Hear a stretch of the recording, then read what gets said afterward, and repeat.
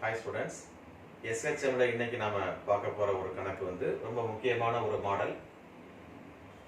M நிறை உள்ள மூன்று ஒரே மாதிரியான கம்பிச்சுருள்கள் A, B மற்றும் C உடன் படத்தில் காட்டியுள்ளபடி இணைக்கப்பட்டுள்ளது. அதாவது M என்ற அந்த துகளானது Oவில் வைக்கப்பட்டுள்ளது. கம்பிச்சுருள்கள் A மற்றும் B, C யோட அது இணைக்கப்பட்டிருக்கு. துகள் Aக்கு எதிராக ஏக்கு எதிராக லேசாக அமுக்கப்பட்டு ஏங்கிற ஸ்பிரிங் வந்து இது. அப்ப இந்த துகள் வந்து என்ன ஆகுதுன்னா ஏக்கு எதிராக டவுன்வேர்டா வந்து நம்ம கம்ப்ரஸ் பண்ணும்போது இந்த ரெண்டு கம்பி சுருள்களும் என்ன ஆகும்? வெரி குட், எலாங்கேட் ஆகும். ரைட்டா? சோ நீட்சி அடையும்.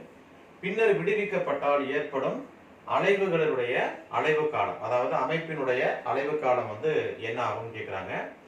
So a small mass M is attached to three identical springs of spring constant K, A, B and C as shown in figure. The particle M is slightly compressed against A and then released.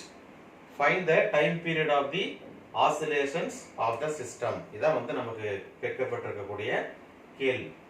Okay, இப்ப இந்த M என்ற இந்த நிறையானது அல்லது துகளானது டவுன்வர்டா கீழ் நோக்கி நம்ம அமுக்கிட்டு release பண்ணிட்டோம் அப்படின்னா அதோடைய ரீஸ்டோரிங் ஃபோர்ஸ் மீட்சி விசையானது அப்வர்டா இருக்கும். FA வந்து அப்வர்டா இருக்கும். சரியா? சோ இங்க FA வந்து அப்வர்டா இருக்கு. ஓகே, சோ அப்வர்ட் டைரக்ஷன்ல இருக்கு. அதே போல இது கம்ப்ரஸ் ஆகும்போது இது ரெண்டும் வந்து B இந்த டைரக்ஷன்ல எலாங்கேட் ஆகும், அதே மாதிரி C வந்து இந்த டைரக்ஷன்ல எலாங்கேட் ஆகும், நீட்சி அடையும். அப்ப அதோட ரீஸ்டோரிங் ஃபோர்ஸ் என்ன ஆகும் அப்படின்னா அதுக்கு ஆப்போசிட்டா இருக்கும். FB வந்து இந்த டைரக்ஷன்ல இருக்கும், FC வந்து இந்த டைரக்ஷன்ல இருக்கும். பட் அதோட ரிசல்டன்ட் ரீஸ்டோரிங் ஃபோர்ஸ் நம்ம கண்டுபிடிக்கும் போது இதோட ஹரிசாண்டல் காம்போனன்ட் இப்ப ரெண்டுக்கு நடுவுல இருக்கிற ஆங்கிள் வந்து 90 டிகிரி கொடுத்திருக்காங்க. அப்ப இந்த பாயிண்ட்ல இருந்து நீங்க பாத்தீங்கன்னா இந்த டைரக்ஷன்ல உங்களுக்கு வந்து இதோட வெர்டிகல் காம்போனன்ட்டும் இந்த டைரக்ஷன்ல இதோட ஹரிசாண்டல் காம்போனன்ட் நம்ம எடுத்துக்கிறோம். சோ அப்ப ரிஸ்டோரிங் ஃபோர்ஸ் FB வந்து அதோட ஹரிசாண்டல் காம்போனன்ட் வந்து இந்த டைரக்ஷன்ல வந்து, அதாவது FB cos 45, right? FB cos 45 இந்த டைரக்ஷன்ல இருக்கும். அதே மாதிரி இந்த C யோட ரிஸ்டோரிங் ஃபோர்ஸ் FC cos 45 வந்து இந்த டைரக்ஷன்ல இருக்கும். அதனாலயே நம்ம என்ன பண்றோம் அப்படின்னா டிஸ்பிளேஸ்மென்ட்ட வந்து காஸ்ல வந்து நாம எழுதுறோம். ஓகே, ஸ்ப்ரிங்ஸை பொறுத்த வரைக்கும் அந்த டிஸ்பிளேஸ்மென்ட்ட வந்து நம்ம என்ன சொல்றோம் அப்படின்னா y dash is equal to y into cos 45 அப்படி நம்ம எழுதிக்கிறோம். நார்மலா நம்ம sin எழுதுவோம். இங்க வந்து இது காஸ்ல வர்றதுனால இதையும் நம்ம காஸ்ல எழுதிக்கிறோம். ரைட்? அப்ப ரிசல்டன்ட் ரீஸ்டோரிங் ஃபோர்ஸ் நம்ம எழுதும்போது என்னவா இருக்கும் அப்படின்னா மூணு ரீஸ்டோரிங் ஃபோர்ஸும் ஒரே டைரக்ஷன்ல வருது. FA plus FB cos 45 plus FC cos 45.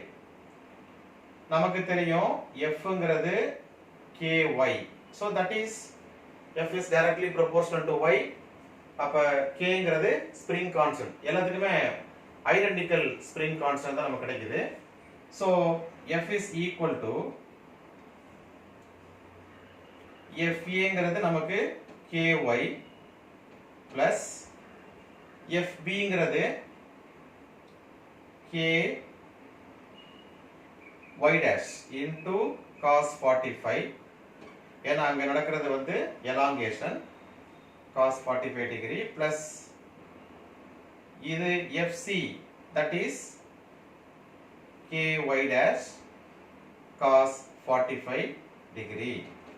So KY plus இது 2 times of 2K Y dash cos 45 degree. That is KY plus 2K, right? 2K. What is this Y dash? Y dash is Y cos 45 into cos 45. Okay. And that is equal to ky plus 2ky cos 45 என்ன 1 by root 2 into 1 by root 2. 1 by root 2 into 1 by root 2, you will get 1 by 2. 2 cancel ஆயிரும். So ky மட்டும்தான் இருக்கும். அப்போ உங்க result வந்து 2ky. So this is what your resultant restoring force. And it can be written as k prime y. That k prime is nothing but 2k. அப்படின்னு கிடைக்குது. Therefore, for a spring system, the time period is நமக்கு என்ன தெரியும் 2 pi into root of m by k effective. So இங்க effective spring constant வந்து நமக்கு 2k இருக்கிறதுனால, so this will be 2 pi into root of m by 2k ஆக இருக்கும். ஜெனரலா வந்து ஒரே ஒரு ஸ்ப்ரிங்கா இருந்ததுன்னா நமக்கு வந்து m by k ன்னு சொல்லுவோம். இந்த சிஸ்டம் ஆஃப் ஸ்ப்ரிங்ஸை பொறுத்த வரைக்கும் நமக்கு கிடைக்கக்கூடிய அந்த ஆசிலேஷன்ஸோட டைம் பீரியட் வந்து t is equal to 2 pi into square root of m by 2k அப்படி நமக்கு கிடைக்குது. So this is the solution for this problem. So very simple. டிஸ்பிளேஸ்மென்ட்டை பொறுத்த வரைக்கும் நம்ம சைன்ல எழுதுவோம். இங்க வந்து நம்ம காஸ்ல எழுதுறதுக்கு ரீசன், சோ அதோட ஹரிசாண்டல் காம்போனன்ட்ஸ் வந்து காஸா இருக்கிறது நம்ம எழுதிக்கிறோம். ஒருவேளை இதுல சைனா எழுதுறதுனால ஏதாவது இஷ்யூ வருமானா ஒண்ணும் கிடையாது. நீங்க ஹரிசாண்டல இந்த பக்கம் நம்ம காஸ்ல எழுதிட்டு அத சைன்ல எழுதினாலும் you will get the same result, ரைட்டா? சோ எப்படி வேணா நம்ம எழுதிக்கலாம். சோ இங்க வந்து காம்போனன்ட்ஸ் ஆட் பண்ணிக்கிறோம். இதோட ரீஸ்டோரிங் ஃபோர்ஸ் அப்வர்ட் எல்லாமே ஒரே டைரக்ஷன்ல வருதுறதுனால நம்ம எல்லாத்தையும் நம்ம என்ன பண்ணிக்கிறோம் ஆட் பண்ணிக்கிறோம். சோ இங்க ky plus ky dash cos 45 plus ky dash cos 45 கிடைக்குது. சோ அது 2 டைம்ஸா வருது.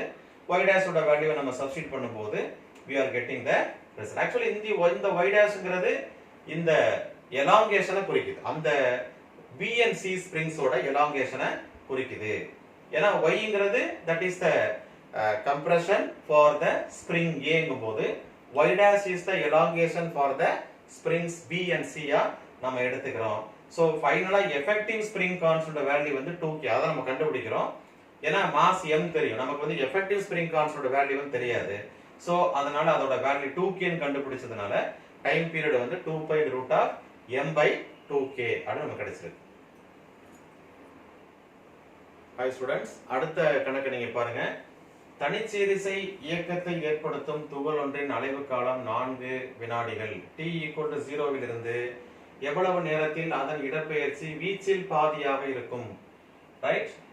A particle which is executing simple harmonic oscillation, its total time period is 4 seconds.